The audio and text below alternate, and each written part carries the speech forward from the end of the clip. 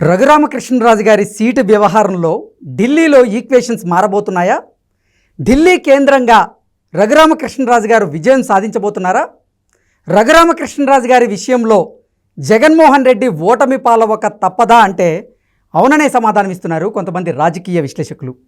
ఇక ఈ నేపథ్యంలో ఇదే అంశానికి సంబంధించి మనతో మాట్లాడేందుకు ప్రముఖ సీనియర్ జర్నలిస్ట్ దుర్గా వడ్లమాని గారు మనతో ఉన్నారు. మేడంతో మాట్లాడదాం. మేడం నమస్తే అండి. నమస్తే, చెప్పండి మేడం.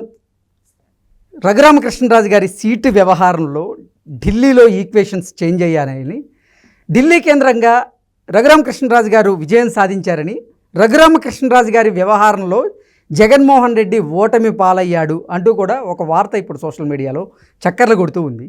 ఏంటి మేడం దీని మీద మీ విశ్లేషణ ఏంటి? అంటే మనం ఫస్ట్ నుంచి రఘురామకృష్ణరాజు గారి విషయం తీసుకుంటే చాలా కష్టపడ్డారు ఆయన. పాపం వైసీపీకి వెళ్ళారు. వైసీపీకి అంటే నేను తప్పు చేశాను అని ఆయన ఒప్పుకున్నారు. వెళ్ళి వెంటనే కూడా ఆయనకి రియలైజేషన్ వచ్చేసింది.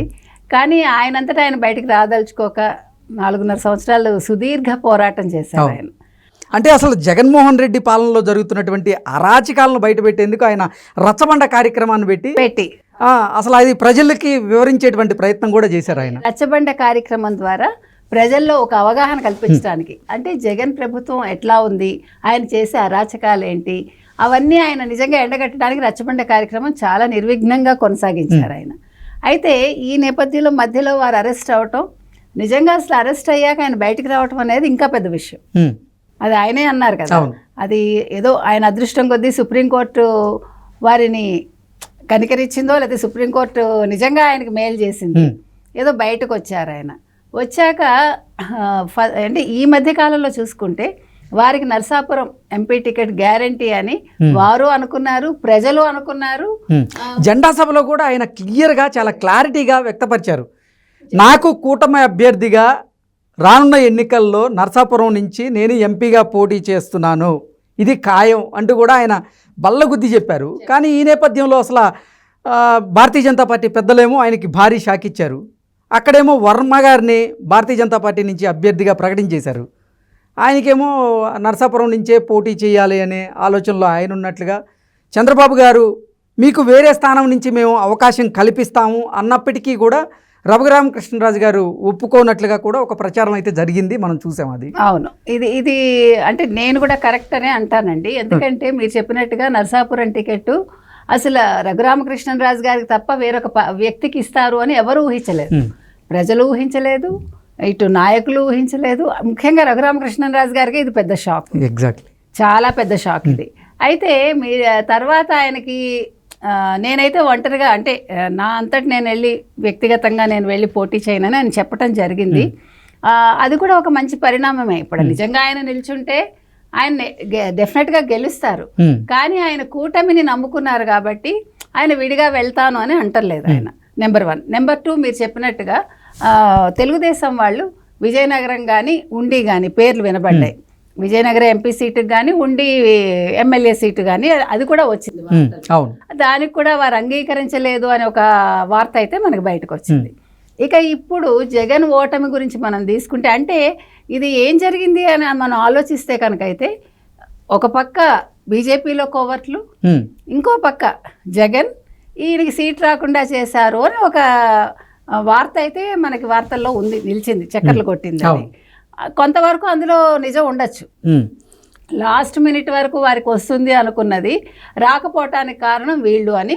ఇంకొకటి ఏం చెప్పారంటే అందరూ, ఆయన పార్టీ కండువా కప్పుకోలేదు కాబట్టి వెంటనే అనౌన్స్మెంట్ జరగలేదు, ఆయన తర్వాత వచ్చిన వాళ్ళు ముందే మాట్లాడుకుని వచ్చారు కాబట్టి అని. అంటే రఘురామకృష్ణరాజు గారు ఏమనుకుని ఉండొచ్చు అంటే, ఎలాగా వాళ్ళు ఇస్తారు అప్పుడు పార్టీ కండువా కప్పుకుందామని అనుకుని ఉండొచ్చు. ఆయన కొంచెం స్ట్రైట్ ఫార్వర్డ్ మనిషి, దానివల్ల కూడా ఇంత పరిణామాలు జరుగుతాయని ఊహించి ఉండకపోవచ్చు. ఎంత జగన్ ఎలాంటి వాడైనా కూడా ఇంకా బీజేపీ మీద ఆయన ప్రభావం ఉంటుందని కూడా ఆయన ఎదురు చూసి ఉండకపోవచ్చు. కోవర్ట్లు కూడా ఇలా చేస్తారని కలగని ఉండకపోవచ్చు.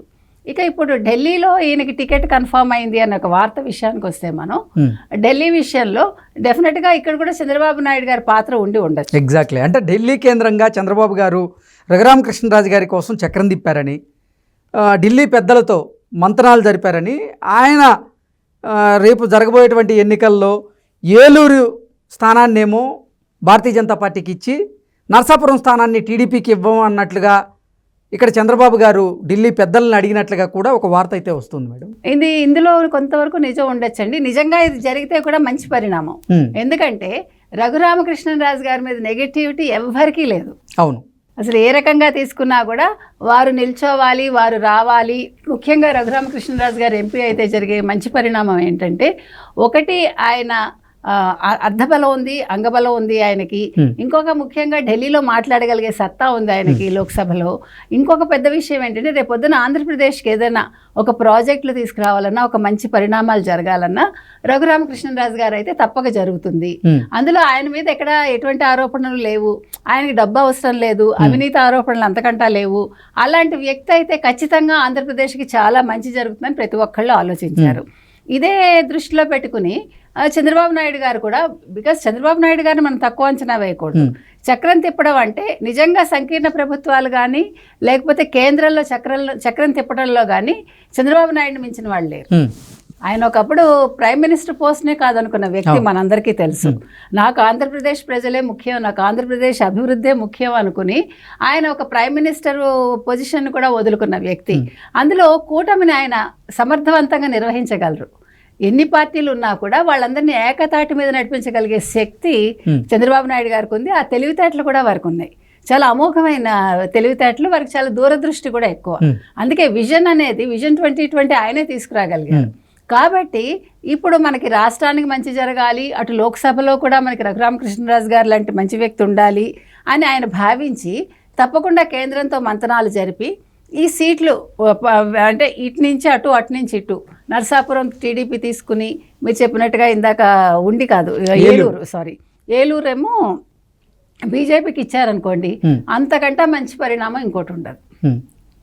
సో రానున్నటువంటి రోజుల్లో మళ్ళీ కూటమి అభ్యర్థిగా రఘురామకృష్ణరాజు గారిని మనం చూడబోతున్నామా అంటే ఏం చెప్తారు? అవకాశం ఉందండి. చూడాలని అందరూ కోరుకుంటున్నారు, మనం కూడా కోరుకుంటున్నాం చెప్పాలంటే.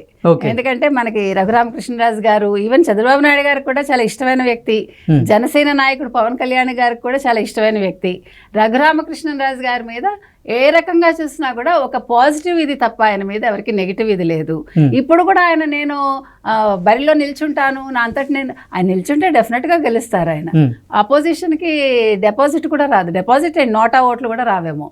కానీ ఆయన ఒక నియమానికి కట్టుబడి కూటమిలోనే కొనసాగుతాను అని ఆయన ఎదురు చూస్తున్నారు. కాబట్టి let us hope definitely he will get and he will win the seat. Okay, ఒకవేళ కనుక కూటమి తరపున ఆయనకి నిజంగా నరసాపురం నుంచి మళ్ళీ అభ్యర్థిగా అవకాశం దక్కకపోతే ఆయన స్వతంత్ర అభ్యర్థిగా పోటీ చేసే అవకాశం ఉందా అంటే ఏం చెప్తారు? ఉండకపోవచ్చండి. స్వతంత్ర అభ్యర్థిగా ఆయన పోటీ చేయకపోవచ్చు. ఎందుకంటే ఆయన చేయాలనుకుంటే ఇప్పుడే చేయొచ్చు, ఇంకా 18 వరకు టైం ఉంది, ఏప్రిల్ 18 వరకు టైం ఉంది. కాబట్టి ఆయన కూడా ఎదురు చూస్తున్నారు నేను అనుకోవటం. చేయకపోతారని అనుకుంటున్నాను, ఎందుకంటే అంత అవకాశం వీళ్ళు ఇవ్వరు. ఓకే, కూటమే ఆయన్ని తీసుకుని ఆయన నిల్చోబెట్టే ఆలోచనలో ఉన్నారు. కాబట్టి తప్పకుండా ఆయనకి మంచి జరుగుతుంది. ఆయన స్వతంత్ర అభ్యర్థిగా వెళ్ళకూడదు అనేది నా ఉద్దేశం.